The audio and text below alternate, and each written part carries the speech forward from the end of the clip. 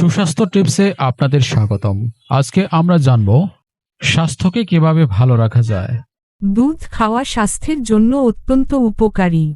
এই ভিডিওতে দুধ খাওয়ার কয়েকটি গুরুত্বপূর্ণ উপকারিতা উল্লেখ করা হলো।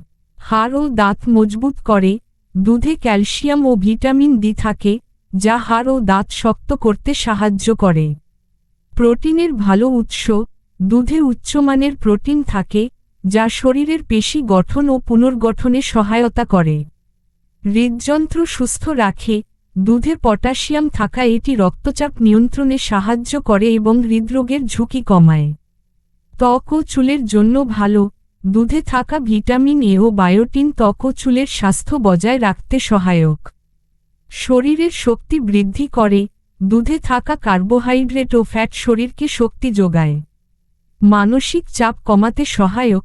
দুধে ট্রিপটোফ্যান নামক অ্যামিনো অ্যাসিড থাকে, যা মস্তিষ্কে সেরোটোনিন উৎপন্ন করে, মানসিক প্রশান্তি এনে দেয়। হজমে সহায়তা করে। বিশেষ করে দই বা ছানা জাতীয় দুগ্ধজাত খাবারে থাকে প্রোবায়োটিক, যা হজমে সহায়তা করে।